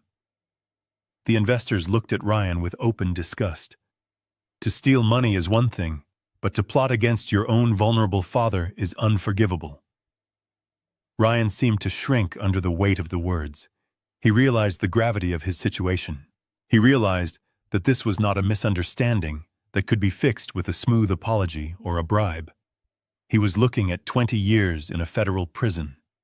He was looking at the end of his life. Panic overtook him. The arrogance that had defined him for 40 years shattered like glass. He lunged toward me, straining against the agent's grip. "Dad," he screamed. Dad, please. Tell them to stop. I stood perfectly still. I watched him struggle. I watched the snot running down his nose. I watched the tears streaming down his cheeks. He looked pathetic. He looked like a child who had broken a vase and was afraid of a spanking. But he had broken much more than a vase. He had broken a family. Dad, look at me, he pleaded, his voice cracking. It is me. It is Ryan. I am your son. You cannot let them take me. I am your flesh and blood. The agent pulled him back. Easy, Mr. Harrison. Do not make this harder than it needs to be. Ryan ignored him. He kept his eyes locked on mine. He was begging now. Dad, I am sorry, okay? I am sorry about the money. We will give it back. Just tell them it was a mistake. Tell them you gave us permission. Please, Dad. You cannot send your own son to prison. It will kill me. I cannot survive in there. He was crying openly now, loud, ugly sobs that racked his body. I am your boy, Dad. Remember, you used to take me to baseball games. You used to carry me on your shoulders. You love me. I know you love me. Please, do not do this. The room waited for my answer. They waited to see if the old man would crack. They waited to see if the bond of blood was stronger than the sin of betrayal. I felt an ache in my chest. It was a sharp, physical pain. He was right. I did remember the baseball games. I did remember carrying him on my shoulders. I remembered the day he was born and how I promised to protect him from the world. But I also remembered the windowless room. I remembered the fake medical report.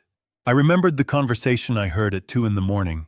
when he laughed about locking me away in an asylum so he could go to the beach. I looked at him. I looked deep into his eyes, and I realized that the boy I remembered was gone. He had been consumed by the monster standing in front of me. I took a step closer. I wanted him to hear me clearly. I wanted my words to be the last thing he remembered before the cell door slammed shut. My face was stone. My voice was ice. I looked him up and down, and then I spoke. You are confused, Ryan. Ryan blinked, hope flickering in his eyes. What? What do you mean? I am not your father, I said softly. He stared at me. Dad, what are you saying?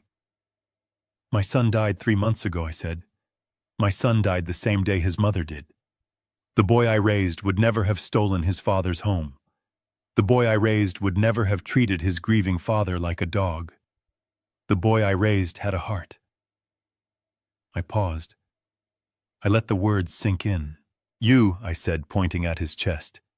You are just a thief who happens to have the same last name as me. You are a stranger, and I do not know you. Ryan's face crumbled. The hope vanished, replaced by absolute despair. He realized that the bridge was burned. He realized that there was no mercy coming. Dad. No, he whispered. Do not call me that, I snapped. My voice was sudden and sharp like a whip. You lost the right to use that word when you signed the papers to have me committed. You wanted me out of your life, Ryan. You wanted me gone. Well, congratulations. You got your wish. I turned to the federal agent. Officer, get him out of my sight. The agent nodded. He tightened his grip on Ryan's arm. Let's go, Harrison. Move it. They began to drag him toward the door. Ryan's legs gave out, and they had to hold him up. He was wailing now, a low, mournful sound of regret. Megan was being led out behind him. She was not crying anymore. She was cursing. She was spitting venom at everyone who looked at her. You are all jealous, she screamed. You are all losers. The diners watched in silence as the parade of shame made its way to the exit. The flashing blue lights of the police cruisers were visible through the front windows. They bathed the restaurant in a harsh, rhythmic glow. I watched them go. I watched the door close behind them, shutting out the noise of the sirens and the screams. The silence returned to the restaurant. But it was different now. It was not the silence of tension. It was the silence of a storm that had finally passed. I stood there in the center of the room alone. My heart was breaking, but my head was high. I had done the hardest thing a father can ever do. I had cut off my own limb to save my life. The restaurant manager walked over to me. He looked shaken. "Mr. Harrison," he said gently, Can I get you a chair? Maybe a glass of brandy?" I looked at him. I felt tired, a deep exhaustion that went down to my bones. But I also felt lighter. The fear was gone. The anxiety was gone. "No, thank you," I said. "I think I just want to go home." "But you have no home, sir," the manager said. "I heard what you said. They sold your house." I smiled. It was a sad smile, but it was genuine. "I have a daughter in Seattle," I said, "and I have a plane ticket. I am going to be just fine." I turned and walked toward the door. I walked past the table where I had been sitting alone just an hour ago. I saw the glass of water still sitting there. I left it. I walked out into the cool Chicago night. The rain had stopped. The air smelled clean. I watched the police cars drive away, carrying the wreckage of my past. I took a deep breath, filling my lungs with the cold air. I was 70 years old. I was homeless. I was alone. But I was free. And for the first time in a long time, I looked forward to tomorrow. 6 months is a long time to wait for the final scene of a tragedy. The seasons had changed outside the windows of the federal courthouse. The biting winter wind of Chicago had softened into a tentative spring, but inside courtroom 304, the air remained cold and sterile. I sat in the back row on a hard wooden bench. I was not alone. Mrs. Nolan sat beside me, her briefcase resting on her knees like a shield. She had been my rock through the endless depositions and the hearings and the desperate attempts by Ryan's defense team to paint me as a vindictive father. But today, the maneuvering was over. Today was Judgment Day. When the bailiff announced the arrival of the honorable judge, everyone stood up. The silence was absolute. Then the side door opened, and they brought the defendants in. I had not seen Ryan or Megan since that night at the restaurant. I had seen their mugshots on the news, of course. I had seen the sketches from the courtroom artist. But seeing them in the flesh was different. They looked smaller. They looked like rough sketches of the people they used to be. Megan's hair, which she used to spend hundreds of dollars maintaining, was pulled back in a messy ponytail. Her roots were showing. Ryan looked gaunt.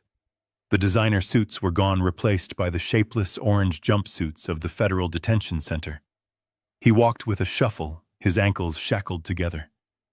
The sound of the chains dragging across the floor was a metallic scraping noise that I will never forget. He did not look at the gallery. He kept his eyes fixed on the floor. He knew I was there. I could feel him shrinking away from my presence. He was ashamed. Not of what he did, but of where he had ended up. The sentencing hearing lasted 2 hours, but it felt like 2 minutes. The judge was a stern woman who had clearly seen enough greed in her career to last a lifetime. She read through the evidence with a monotone voice that made the crimes sound even more horrific. Wire fraud, identity theft, conspiracy, the falsification of medical records. She paused when she got to the part about the nursing home. She took off her glasses and looked directly at Ryan. "Mr. Harrison," she said, "in my 20 years on the bench, I have seen people steal for drug addictions. I have seen them steal out of desperation. But you stole for vanity. And to achieve that vanity, you were willing to discard your own father like garbage. It is a level of moral bankruptcy that this court finds staggering." Ryan flinched. Megan began to sob quietly into her hands. The judge put her glasses back on. "Ryan Harrison, I sentence you to 120 months in a federal correctional institution. 10 years. Megan let out a gasp. Megan Harrison, for your role as an active co-conspirator, I sentence you to 84 months, 7 years. The gavel came down. It was a sharp, final sound. It was the sound of a book closing. The assets were ordered to be returned. The penthouse had already been seized and sold. The accounts in the Cayman Islands had been repatriated. After the lawyers took their fees and the fines were paid, I would get back most of what they had stolen. I was rich again. But as I watched the marshals lead my son away in chains, I felt remarkably poor. I did not celebrate. There was no joy in sending my own flesh and blood to prison. There was only relief. The kind of relief you feel when a long, painful surgery is finally over. You are still in pain, but you know the healing can begin. I thought that would be the end of it. I thought I would walk out of that courthouse and never look back. But there was one loose thread, one question that kept keeping me awake at night. I needed to know if he understood. I needed to know if somewhere beneath the layers of narcissism and greed, the boy I raised still existed. So a week later, I drove to the federal prison in downstate Illinois. The facility was a fortress of gray concrete and razor wire rising out of the flat cornfields. It looked like a tomb for the living. I went through the security checks. I emptied my pockets. I walked through the metal detectors. The air inside smelled of bleach and industrial floor wax. It was the smell of institutionalized misery. I sat in the visitation room on a metal stool bolted to the floor. A thick pane of glass separated me from the empty chair on the other side. I waited. 10 minutes later, the door on the far side opened. A guard led Ryan in. He looked different even after just a week. His head had been shaved. His skin was sallow. He sat down and picked up the black telephone receiver. He looked at me through the glass. His eyes were dark and hollow, but as soon as he saw my face, I saw the spark. It was not a spark of remorse. It was a spark of anger. I picked up my phone. "Hello, Ryan," I said. He did not say hello. He leaned forward, his breath fogging up the glass. "Are you happy now?" he hissed. His voice sounded tinny and distorted through the phone line. I looked at him calmly. "I am not happy, Ryan. No father is happy to see his son in a cage." "Then why did you do it?" he snapped. "Why did you not just take the plea deal? Why did you have to testify? You could have asked for leniency. You could have told them I was young and stupid, but you sat there and you let them bury me." I listened to him, and I felt a strange sensation. For months I had felt anger. I had felt betrayal. I had felt grief. But now, sitting inches away from him, I felt nothing.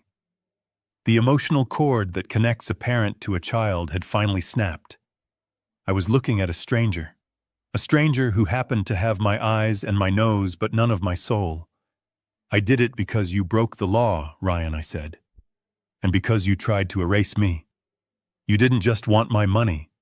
You wanted my life. You wanted to put me in a hole so you could forget I existed." "It was just a nursing home, Dad," he argued, his voice rising. "It wasn't a prison. You make it sound like I was going to kill you. I just wanted to live my life. I deserved that money. I worked for you. I was your son. I was supposed to inherit it anyway. I just took an advance." He was still doing it. He was still justifying it. He truly believed he was the victim. He believed that my money was his birthright, and that I was selfish for holding on to it.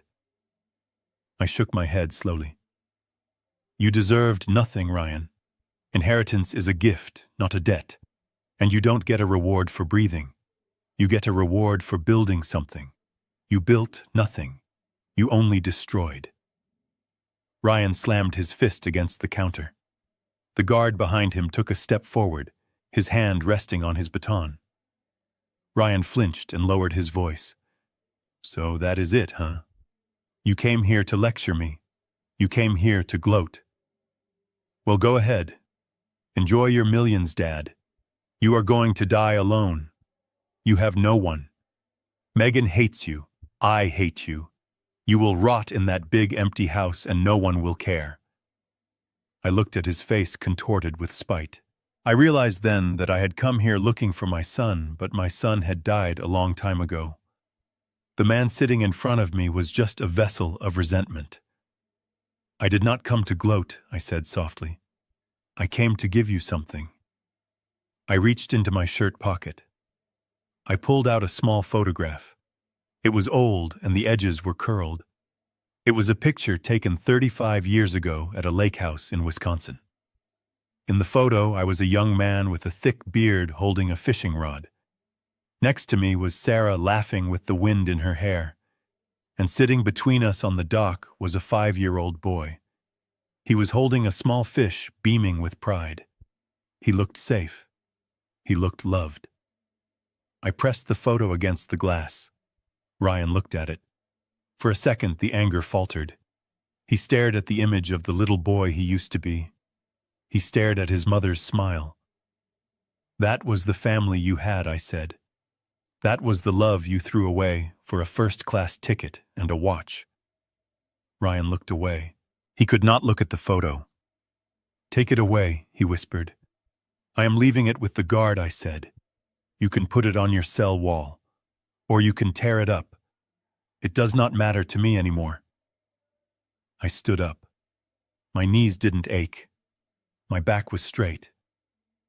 Ryan looked up at me, panic rising in his eyes again. Wait. Where are you going? I am going to Seattle, Ryan. I am going to live with your sister. I am going to watch my granddaughter grow up. I am going to start a foundation in your mother's name. I am going to live. But you will come back, right? You will visit. I looked at him one last time. I memorized his face. Not to cherish it, but to let it go. No, Ryan, I said. I won't come back. But 10 years is a long time, he stammered. I know, I said. Use it well.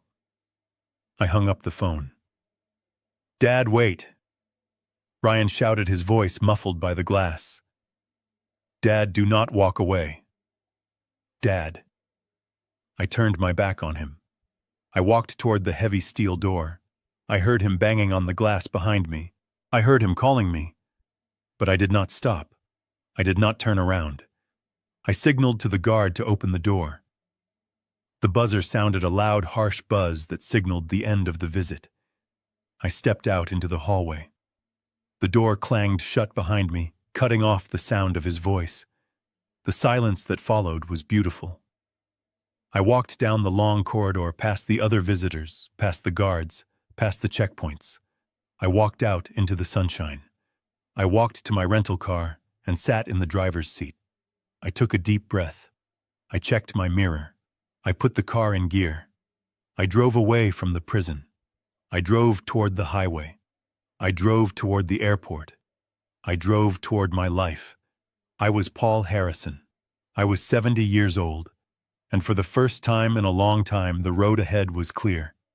It has been 1 year since I walked out of that prison visitor room and left my son behind. The seasons have turned a full circle. The harsh winter of Chicago is just a memory, now replaced by the gentle, persistent rain of the Pacific Northwest.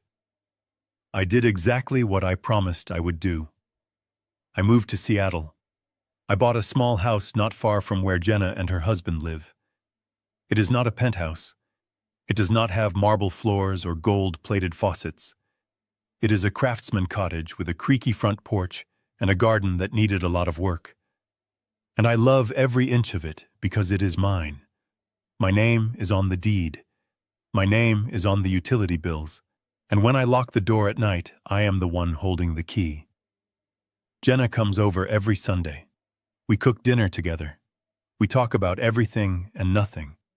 Sometimes I watch her playing with her daughter. My granddaughter Maya and I feel a lump in my throat. I see the same spark in Maya's eyes that I used to see in Ryan's. But this time I am watching more closely. I am making sure that alongside the love we are teaching her the value of work, the value of $1, and most importantly, the value of respect.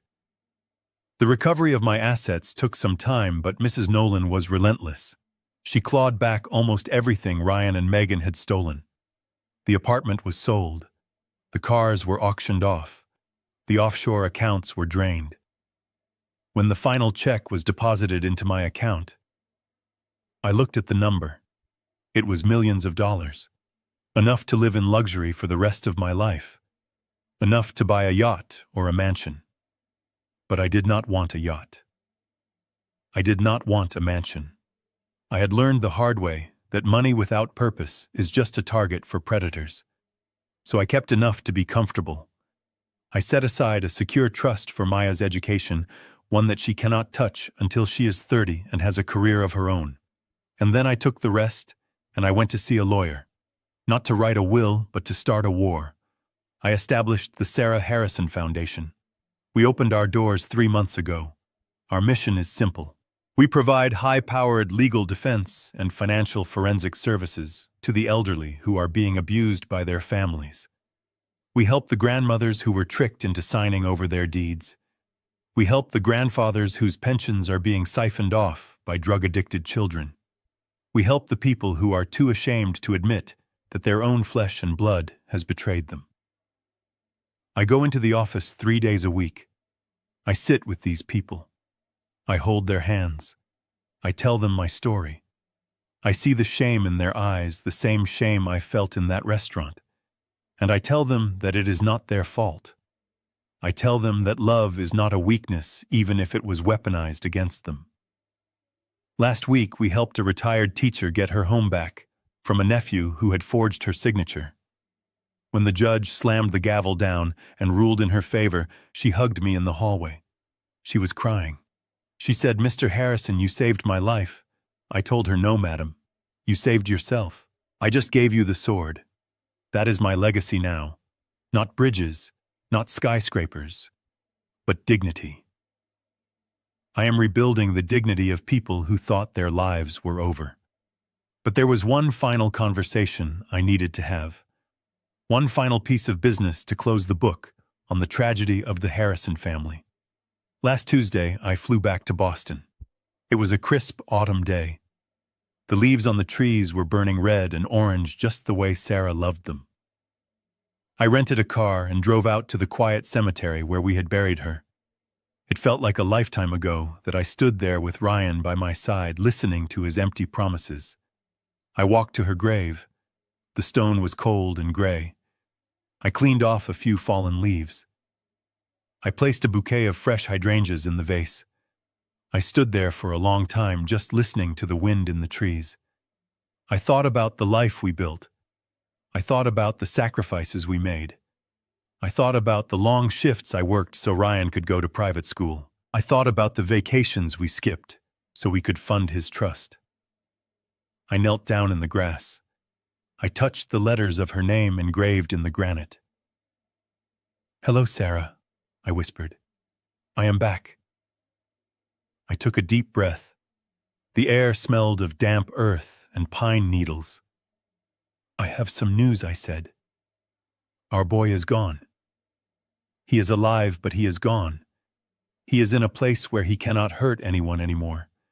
And I need you to know that I am okay. I am not lonely. I am not lost."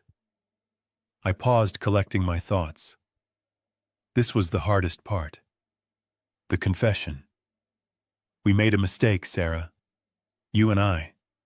We loved him too much. We shielded him from every storm. We gave him everything he wanted before he even knew how to ask for it. We thought we were being good parents. We thought we were giving him a better life than we had. I looked at the date of her death on the stone. We taught him to be kind, Sarah. We taught him manners. We taught him how to tie a tie and how to shake a hand. But we forgot the most important thing. We forgot to teach him gratitude. We forgot to teach him that the things we gave him were gifts, not rights. We raised a prince and we were surprised when he became a tyrant. I felt a tear roll down my cheek. It was not a tear of sadness. It was a tear of truth. But I fixed it. Sarah, I said, my voice growing stronger. It broke my heart to do it. but I fixed it. He is learning now. He is learning that actions have consequences. He is learning that the world does not owe him a living. It is a hard lesson, and he hates me for it. But it was the only way to save his soul, even if I had to sacrifice his love to do it. I stood up, I wiped my face. I felt a profound sense of peace settle over me. The guilt I had been carrying, the question of where I went wrong, was gone. I had done my best, and when my best failed, I had done what was necessary. I looked at the headstone one last time. Rest easy, my love. I will see you again one day. But not yet. I have too much work to do. I walked back to the car. I drove to the airport. I flew back to Seattle, back to my garden, back to my daughter, back to my life. And now I am talking to you, the person listening to this story. Maybe you are sitting in your car. Maybe you are in your kitchen. Maybe you are lying in bed, worrying about your own children, worrying about your own future. I want you to listen to me closely. Love your family. Cherish them. Give them your time. Give them your heart. But never ever give them the keys to your existence. Do not sign over your house just because you are afraid of being alone. Do not hand over your bank accounts just because you are tired of balancing the checkbook. Do not let anyone tell you that you are too old or too slow or too confused to manage your own destiny. Your dignity is the most valuable asset you own. It is worth more than any house, more than any bank account. Guard it, protect it, and if someone tries to take it from you, whether it is a stranger or your own son, you fight back. You stand up, you look them in the eye, and you remind them who you are. My name is Paul Harrison. I am 71 years old. I am a father. I am a survivor. And I am finally free. If this story spoke to you, please share it. You never know who needs to hear it. You never know who is sitting in a windowless room waiting for permission to fight back. Tell them they are not alone. Tell them the door is not locked. They just have to turn the handle. Thank you for listening. From Seattle, with love and respect. This is Paul signing off.